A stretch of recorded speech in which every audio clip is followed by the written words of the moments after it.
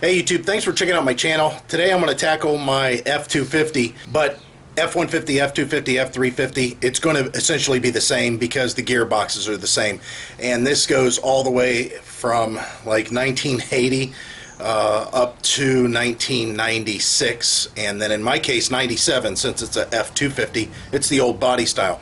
And that is changing the power steering gearbox. Now, what happens with these old body style Fords is the gearboxes have a tendency to get some play inside of them. So you can make some adjustments on top. There's other videos that are on YouTube that shows how to do that. It's best to have the gearbox off to do those adjustments. But quite frankly, you can do it on the vehicle as long as you're cautious. You're only doing like a quarter of a turn tightening. You might have to go up to a half of a turn, but I seriously doubt it unless it's extremely wore. At that point, you really need to be doing what I'm doing, and that's replacing the gearbox. Now you have a couple of choices. You have either the Ford Motorcraft remanufactured one, which I recommend, and I'll put a link down below for that, or you have one that's being manufactured out in Washington, or remanufactured out in Washington, called a Redhead. Now, Redhead gearboxes, you can get online and type that in. A lot of diesel applications come into play. That's not really the case here. This is a gas application, but again, the gearboxes are essentially the same. There's just the difference between 4-bolt, 2-bolt, and 4-wheel drive. I have a 2-wheel drive and I have a 2-bolt cover, so that's what I ordered. Now, if you don't want to spend the kind of money that's required for this gearbox, you can get a Ford Motorcraft remanufactured. And again, you'll have to know what the GVW is and if you have a 2-bolt or a 4-bolt. And again, I'm putting the link down below for the 2-bolt cover. Now, you could do the third option, and that's go to the parts store and take your chance with that. You can buy a remanufactured gearbox. You can go through the problems of installing it, which I'll show you the installation here. It's not very hard, but there is some time involved. Plus, you got all these core deposits, and you have possibly, like in my case, tool rentals if you don't have a pitman arm changer. Something you can rent at the parts store and return it and get all your money back. But nonetheless, this is an outlay of money that's needed on your part. And the core charges for the 4-bolt covers and the 2-bolt covers are different. So if you want to convert over to a 4-bolt cover from a 2-bolt cover, you need to change your power steering hoses. There's more money involved there. I don't know if I really need to do all that. I've been told that the 2-bolt cover is just as strong as the 4-bolt, so I'm going to go with that. So this is what the pitman arm remover looks like. And you can see it's got quite a few different tools in here, and it's basically to help separate the gear from the arm that it's attached to. And in this case, you've got quite a few different choices because it's quite a few different vehicles. This is also, I believe, a tie rod puller if you want to do your tie rod ends. I don't need to do any of that. Everything's real good there, but I will need to do the removal of the arm from the gearbox, which I'll show you that. But first, let's look down inside the engine compartment and see if we can find out what's going on as far as getting to what you need to get to on yours and what may need removed. Now, the first thing I need to do is remove my air intake. And I don't need to remove the entire air intake. All I'm going to do is remove these clamps here, and then pull these hoses off, and that'll be out of the way. Once that's out of the way, I can get to the gearbox, which is down here, which I'm going to have a tough time getting the camera down there, but we'll find a way so you can see what I'm going to do next. Alright, so here's down at the gearbox that we're wanting to mess with. And the first thing you need to do is remove these two lines that go into the gearbox. Now, when you remove these lines, whatever fluid is in the power steering reservoir is going to start coming out. So be prepared that you're going to lose most of your power steering fluid, especially out of your reservoir. If you're going to have to remove, like this cover, will just slide up out of the way. See there? And you'll see your rag joint at that point. Now, we're going to be loosening this bolt here to allow it to slip off that shaft that goes into the steering gearbox. What I'm going to do first is disconnect this bolt and take the shaft and move it back, which is going to require some wiggling around and all kinds of finagling, maybe a little bit of prying with a screwdriver to get this to come up and off of this shaft. But before we do this, there's something very important you have to do, and that is lock the steering wheel in place. So let me show you that. On this case, you can see the steering wheel, it's being held by the ignition lock. But I don't want any movement whatsoever from this steering wheel at all.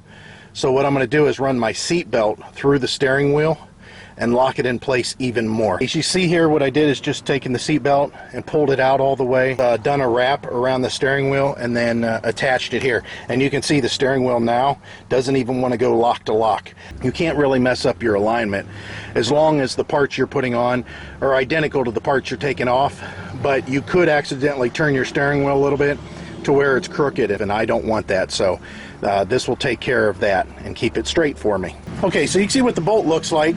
I used a 13mm socket and just a couple of long extensions, and it came right out. It didn't have any tension really to speak of on there much at all. So now what I'm going to do is go ahead and take a screwdriver and maybe a little pry bar, and I'm going to wiggle that steering shaft. Now you don't have to use a pry bar, you can use a screwdriver. It's just I have a pry bar available. So, and you can see it's coming up. You can see the splines are starting to be exposed there. So go ahead and go a little bit further and a little bit more.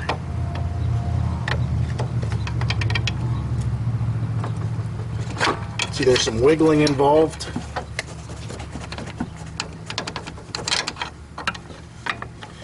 And now you can sort of start to see the slot that that bolt went through to hold it in place.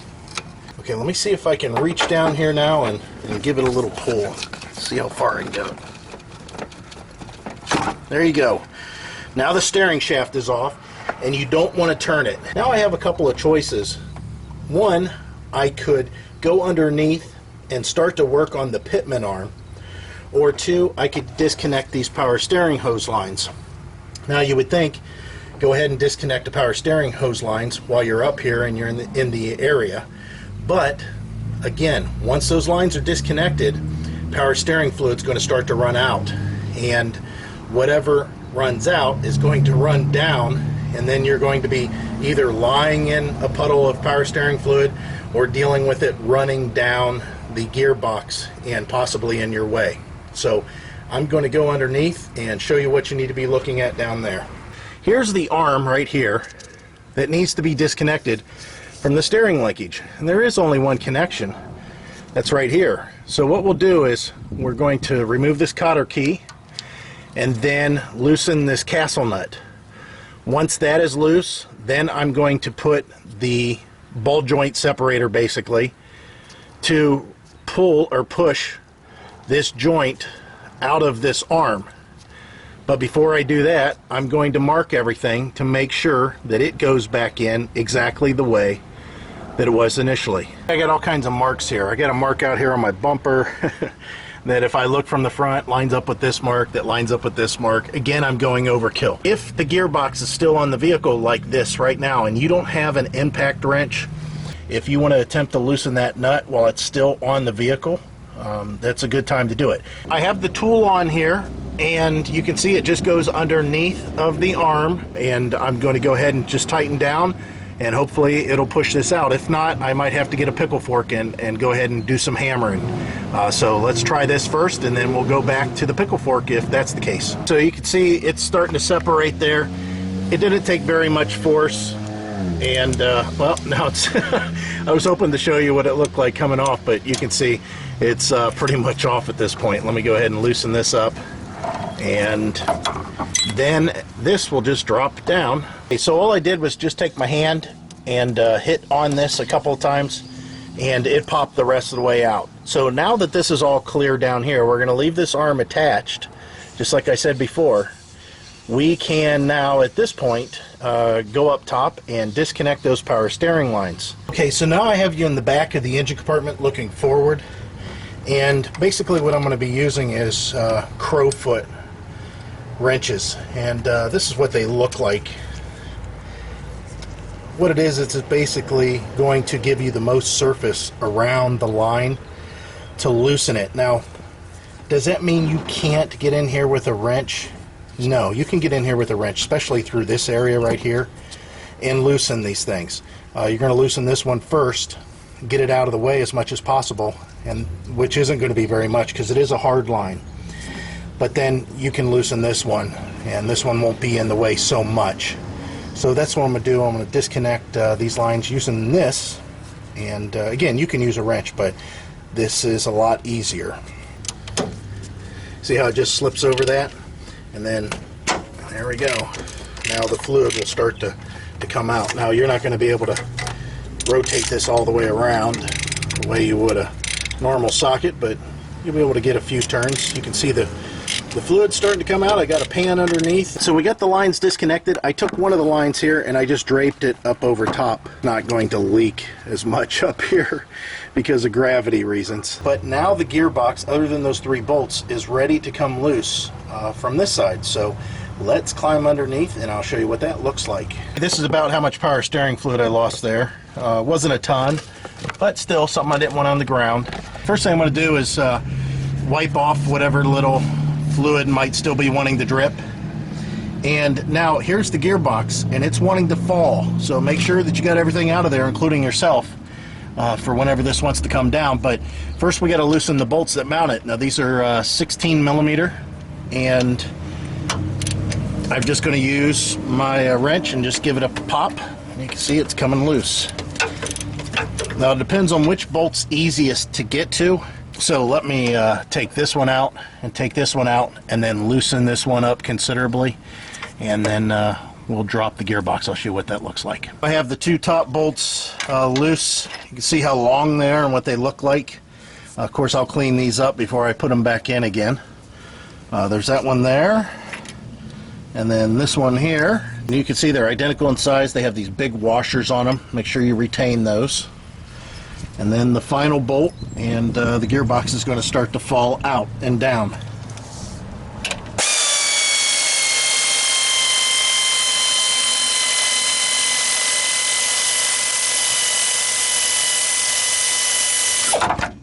Boom, just like that. Okay, now that I got the gearbox out, I'm going to compare everything. You just want to look at overall lengths, not measuring, just get a good eyeball on it. The gearboxes, again, haven't changed a lot over the years. And this is, of course, a 2-bolt cover, so is this one. So for the most part, I'm pretty much ready to swap over this arm. This is the indexing slot that I was talking about, and you can see it's, of course, bigger. And there's one here, and there's one here.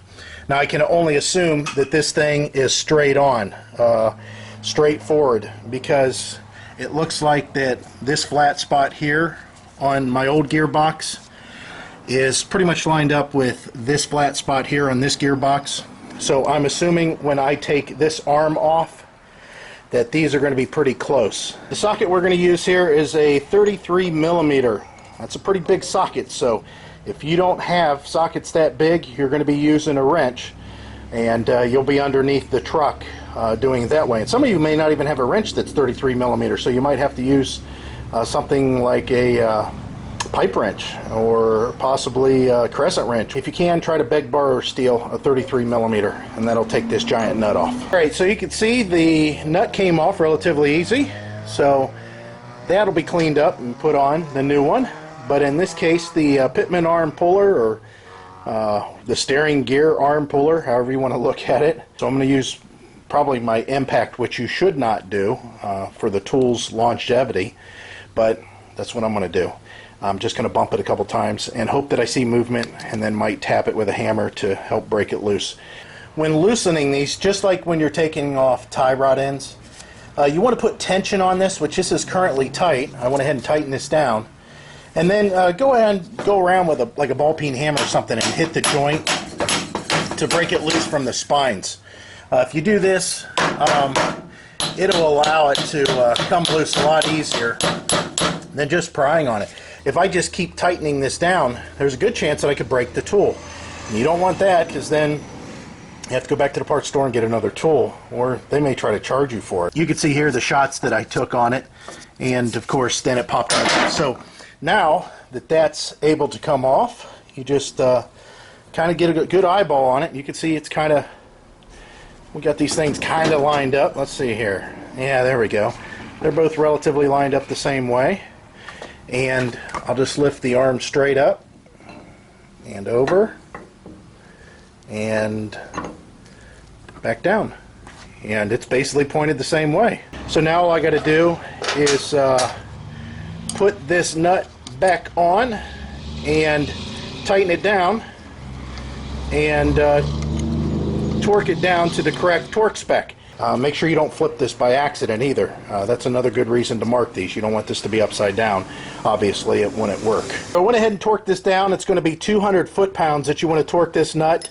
And then these bolts here that hold the gearbox on, they're going to be about 55 to 60 foot-pounds. And you're going to put thread locker on these threads once you install them so they don't vibrate loose or anything like that. I'm going to hold this gearbox up and then start the bolts by hand, all three of them, and then at that point I'll be able to torque it down. Okay, so what I did was just hold up the gearbox, which was relatively difficult. I mean, I'm not a weak person, and it took a decent amount of shoulder strength and arm strength to keep it up in the area that it needed to be. But you can do it. You just have to balance it basically while you lay on your back and hold it in position, and then just start the bolts. And just start them a little bit, and you don't have to put thread locker on them right away.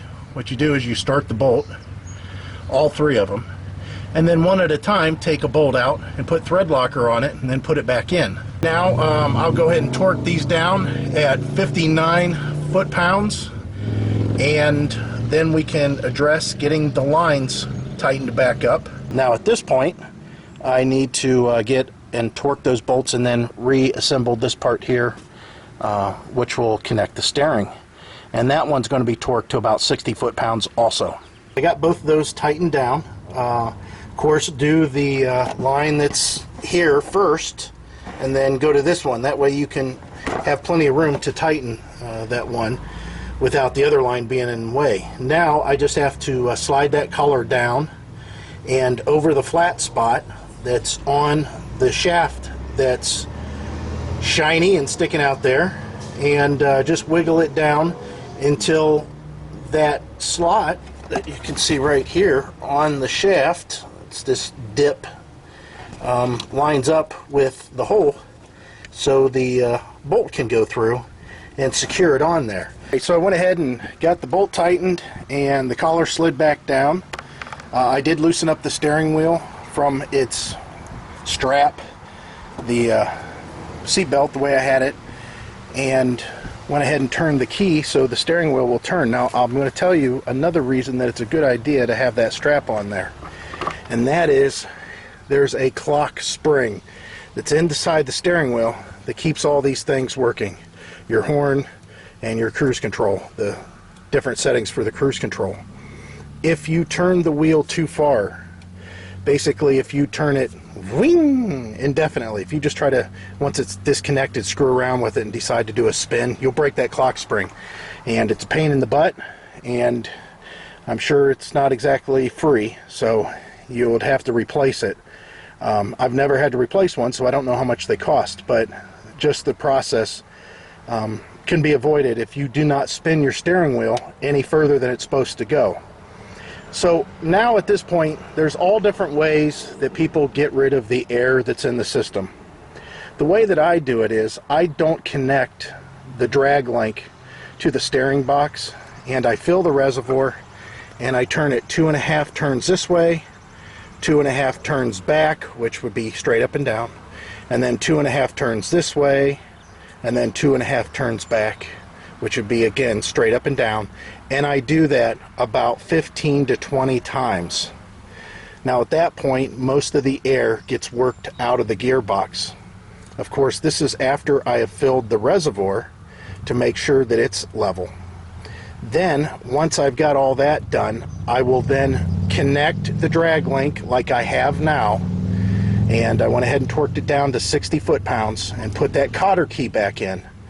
And then I'm going to start up the truck and I'm going to turn the wheel lock to lock. Now that everything's connected, I'll turn it all the way to the right, not holding pressure when I get all the way there, but once I bump it, then go ahead and back off and go all the way to the left. Now you can do this with the truck up in the air, and at that point the truck will allow the tires not to dig into the concrete or tear up your gravel or whatever the case may be, but I don't really mind. It's not going to hurt anything, and I like to feel the pressure or have the pressure felt by the gearbox whenever I'm turning it, so that will force the air out a little bit more too. Now the whole time that you're doing this, you got to listen for your power steering pump, and you got to go out and periodically check to make sure that you're not low on fluid, because as you work that air out, that means that fluid's going to drop down and fill that void. So that's basically what you got to do. Everything is straightforward, just like it was before, and it's all connected. So again, all I got to do is start it up and check for leaks, which you want to wipe off your frame as much as possible, which I can see I got to do a little bit more underneath here, and to make sure then you don't see anything shiny happening, meaning a fluid leak. Alright guys, so you can see here it's all taken care of. I wrote some numbers down there for the date and the mileage, and it works fine. Now what you got to be aware of is whenever you first do this, to keep an eye on that power steering reservoir to make sure it does not drop too low. And it's going to make a lot of noise as if the power steering is low. So what you need to do is slowly work that gearbox by turning the wheel lock to lock, like I said, and eventually you'll work all the air out. And then once you leave it set overnight, you want to take a look at it again the next morning to make sure you didn't lose any more fluid to the air that's being removed from the system, and allowing that fluid to drop further down into that gearbox. So that's going to do it. And again, the gearbox that I used in this video is a red head gearbox. I'll put a link in the description for the company.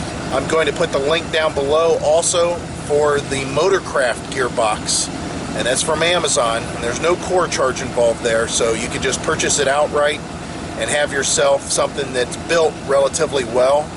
Again, you can take your chance at the parts store, but I highly recommend either the Motorcraft that I have a link down below, click the link, it'll take you right to it, or the Redhead. And again, the link's going to be down below for that company. Now, if you want to look up your vehicle and make sure this gearbox works, if you click the link for the Motorcraft version, it's going to take you to the one that's applicable for this truck specifically with the 2-bolt cover. However, you can type in your vehicle information and it'll tell you it will fit your vehicle or not, and you can at that point find the one that you need. So that's it guys, I hope this helped and appreciate you watching. Bye.